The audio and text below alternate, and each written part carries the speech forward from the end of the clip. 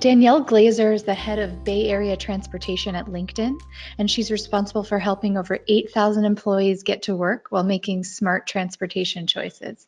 In January, LinkedIn joined with Microsoft in making a very ambitious carbon negative pledge, which generated worldwide attention. So we look forward to hearing more from Danielle about how LinkedIn is making commuters part of the solution. Welcome, Danielle. Thank you, Catherine. I'm so excited to be chatting with you all today. I was very excited too about the topic, the science and commuting, and really just, I think it's a timely conversation now that we're dealing with a lot of really huge changes with the COVID crisis. So I am going to kind of talk to you today about how we view commute and sustainability as going hand in hand. And a big portion of that comes from our commitment to sustainability. So if you're not aware, Microsoft did in January commit to becoming a carbon negative company by 2050.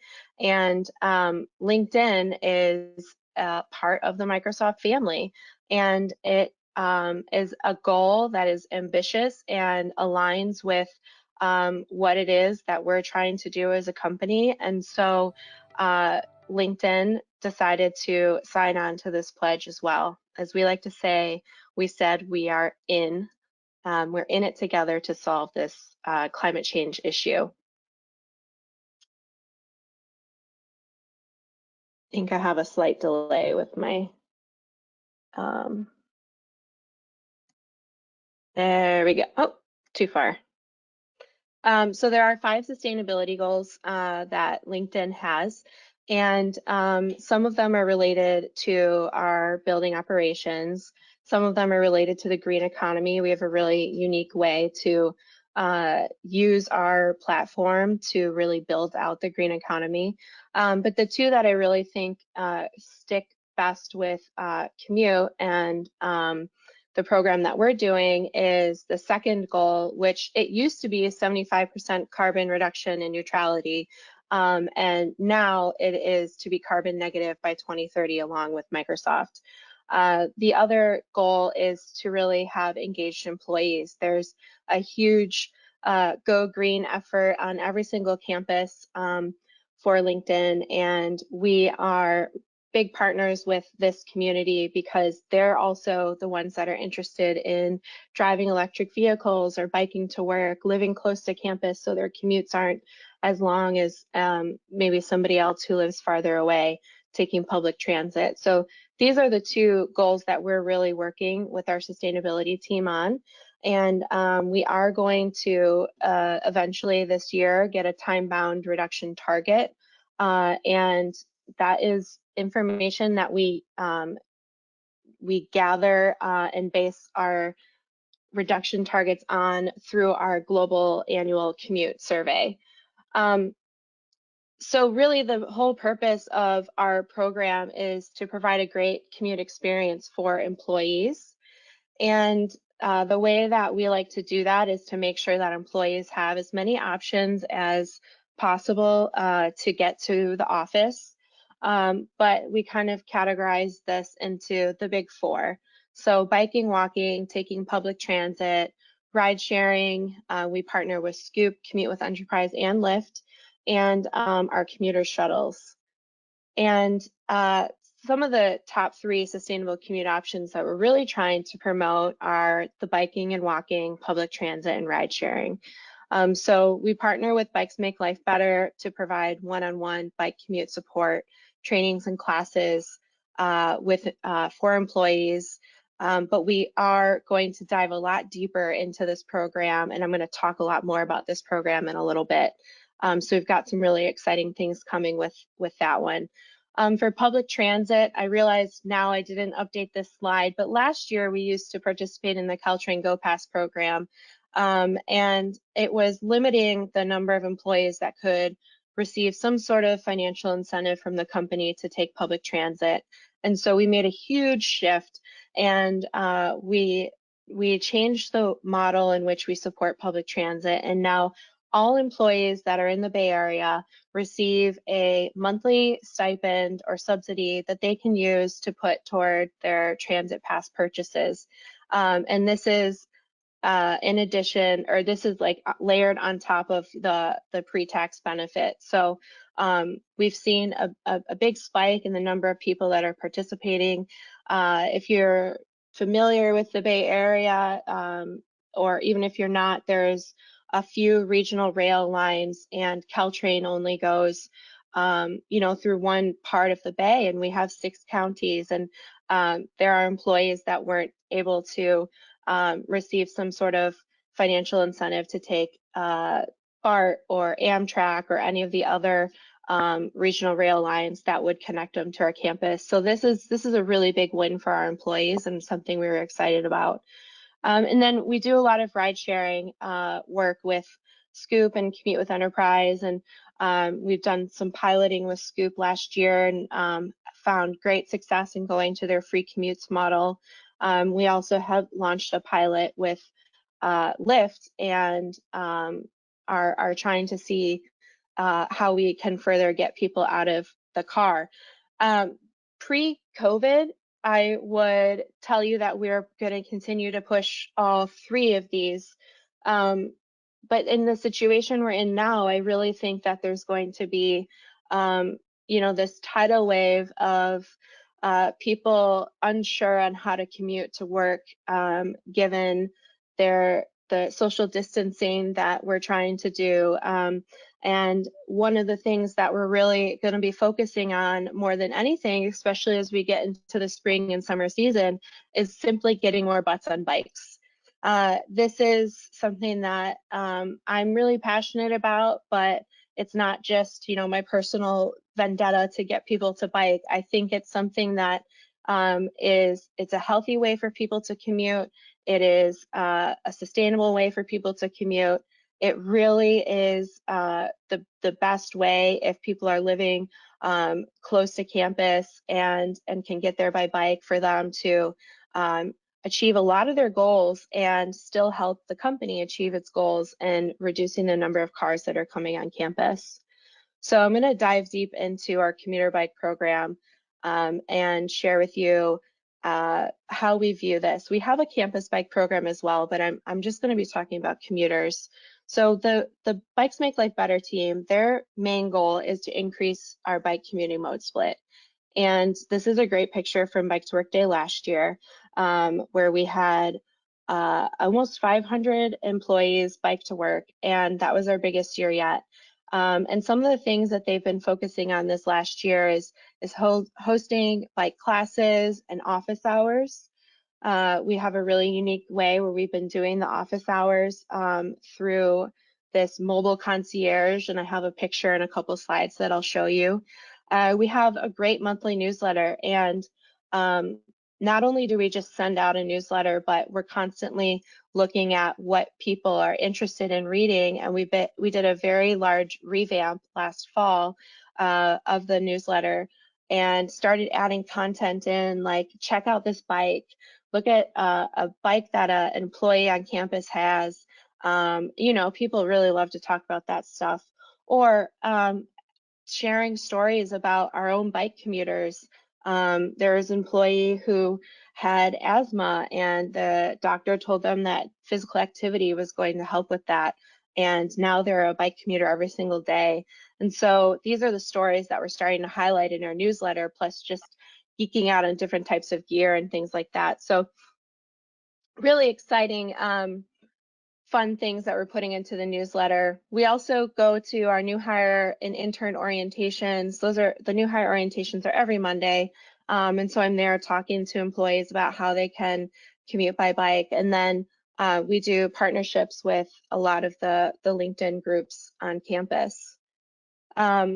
We also started counting our commuter bikes, and metrics are so important to have, especially when you're trying to make the case for investing in something that really isn't that much of a significant financial investment, but is a very big time investment in that behavior change, especially one that requires someone to commute actively is going to be a little bit more challenging. It's going to be a lot more of an effort. And so we've been counting the number of bikes on campus, and every single month, 3 times a day or 3 times a week, and really starting to see our numbers grow. This is from 2018 to 2019. So hopefully we continue to see that trend upwards. And one of the ways that we're really trying to encourage that trend to continue upwards is this Bike Champs program that we launched last year around this time, actually. So this is a group of employees that are really interested in helping grow the biking community. Maybe they're interested in sharing some of the skill sets they have. There are classes that we've taught on how to, work on your derailleur. That's not really something that someone like me is necessarily interested in. But we have some people who, like, that's their talent. They really love all the intricate pieces of their bike, and they can help employees get that passion and solve those challenges on their own. There's some volunteering that we're having the Bike Champs do for us as well. And then there's just referring them to classes and encouraging them to go to those programs that we're hosting. The data that we've been collecting through not just our bike counts, but also the one-on-one office hours and interactions that we're having allows us to continue to invest into our program. And so last year, like I mentioned earlier, we have this mobile concierge, and it's essentially a little office on wheels, but it's on an electric bike trailer, and it has this beautiful bright orange umbrella. And our campus is about a mile wide, and so our team alternates which part of the campus they're going to be on each week, and uses that as an opportunity to engage with employees. And they can sign up for the newsletters. They can talk to them about the classes that we're hosting this month. They can sign up for one-on-one consulting. Our team will put together bike routes specific to where an employee lives and works, and the type of road or trail that they feel most comfortable on. So a lot of that gets accomplished through our mobile concierge program. And then when we open new buildings and we have the data to say our bike ridership is growing, we can do really cool projects like this picture on the right. This is the first bike room that we were able to design ourselves. Sometimes, you're in buildings where you're leasing or whatever. And so this is one where we could put everything in there. We want a repair stand. We want U-racks and vertical racks. We want people to be able to charge their e-bikes, a place for them to store their clothes and make sure the lockers are ventilated. There's just a lot of really neat things that we were able to put into this bike room that we weren't able to do before.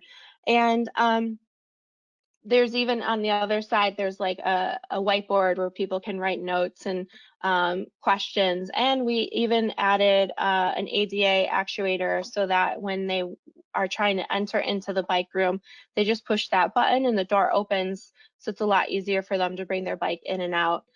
So some really cool stuff we've been able to do. Lastly, we are this spring going to be launching a commute by bike loaner program. And this is the thing that I'm most excited about, because we've spent the last couple of years really trying to figure out, how do you do a loaner program? We've tried participating in the various micromobility solutions, but those tend to be solutions for a city. And if your city doesn't participate in it, then it's not a first mile, last mile solution for us. It's also something that, crosses city boundaries. So employees might not be able to participate in a program because they don't live in downtown Sunnyvale. Maybe they live in downtown Santa Clara or the suburbs of Mountain View. And the point is, though, they are within biking distance of our campus.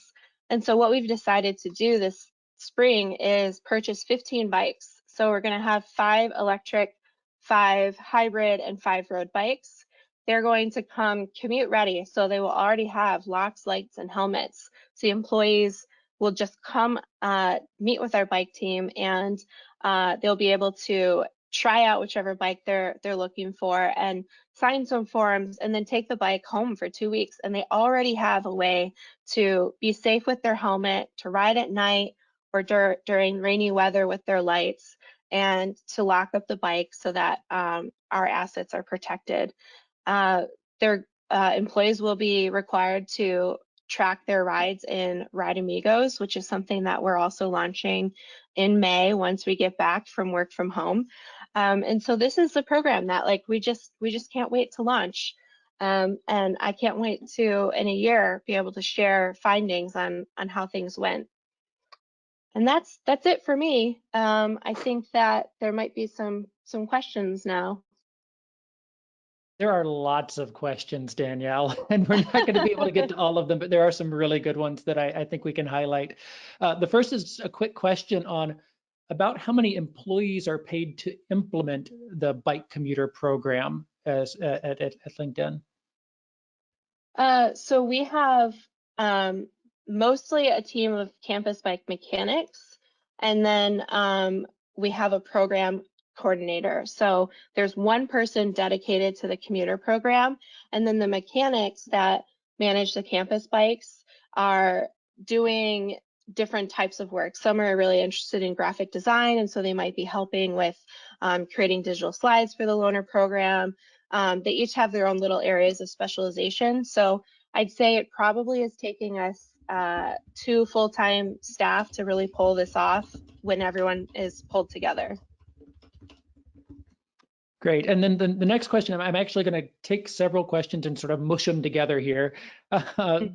Folks are curious, have you had much interaction with either like local authorities or other local bike advocacy organizations or anything like that in terms of helping kind of plug into the larger system and initiatives for bike commuting around the Bay Area?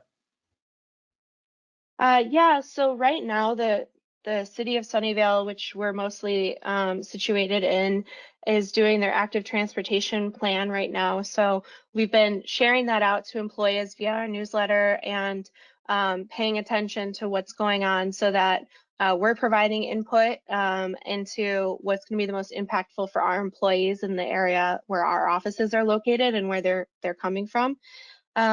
We're also working with the city to try and implement a protected bike lane and intersection in front of our campus, which will be about a mile long. We did talk to them about having the Lyft bicycles when Sunnyvale was doing a pilot, but then Lyft decided to make some changes and they pulled out of the peninsula. So we're definitely trying to engage with them. We also work heavily with the San Francisco Bicycle Coalition and the Silicon Valley Bicycle Coalition. And we do the Bike to Work Day event, which is a regional event, and host a lot of the SVBC parties at our location. So we try to be involved as much as possible. Thanks, Danielle. And as I mentioned, we've had lots of great questions and a lot of people feeling very inspired by the programs you're running. So thank you so much for taking time to share with us today. And a couple of folks have also asked that we will be sharing the presentation and the slides after the event as well. So thanks, Danielle. Always great to hear from you and look forward to the next time.